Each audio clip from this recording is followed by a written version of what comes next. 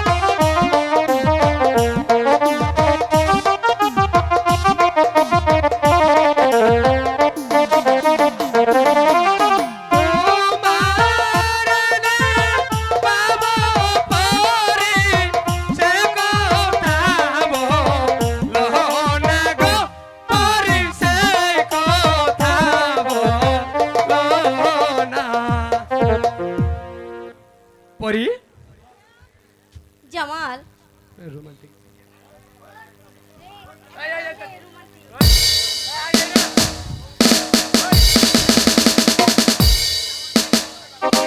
আমার বুকে মধ্যখানে মন যেখানে হৃদয়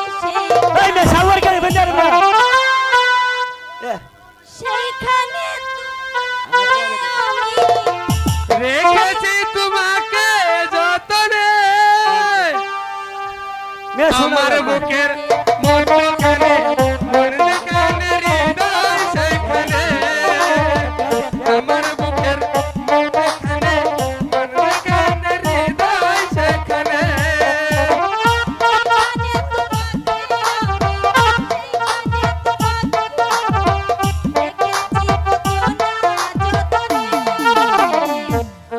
বুকের মধ্যখানে মন যেখানে হৃদয় সেখানে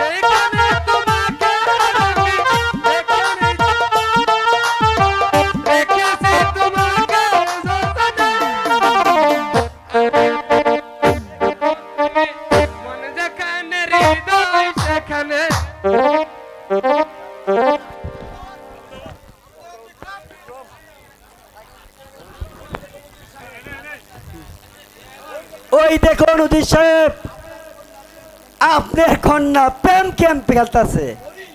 পরি, বাপজান, তোর এত বড় সাহস, তুই কিনা উজির কন্যা হয়ে একটা ভিখারি ছেলের কাছে মিলামিশা করছিস। বাপজান, আগে শয়তানের এই বাচ্চাটাকে শাস্তি করুন। আমার অপরাধ ক্ষমা করুন উজির সাহেব। না,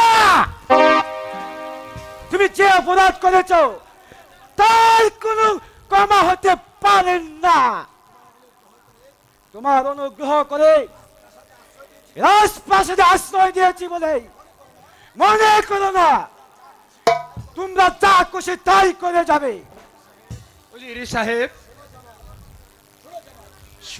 শুনো জামাল, আজ তোমাকে ক্ষমা করলাম। ভবিষ্যতে আর কোনোদিন যদি আমার মেয়ের সাথে দেখি মিলামিশা করতে, তাহলে চরম শাস্তি হবে। চলে এসো পরি, চলে আসো। চলো জামাল, আমরা এখান থেকে চলে যাই। এখানে থাকলে হয়তো আরো বিপদে পড়তে হবে। এই মানুষ রূপে জানোয়ারটা আরো বিপদে ফেলতে পারে। তাই চলো পরি। আর তোমাকে বলে যাচ্ছি বিক্রম দা, তুমি যতই চেষ্টা করো না কেন, তুমি কিছুতে আমাদের ভালোবাসাকে ভাঙতে পারবে না। কারণ আমার এই উপরে রূপটা নোংরা থাকলেও আমার ভিতরে রয়েছে হীরা। চলো পরি, তাই চলো পরি।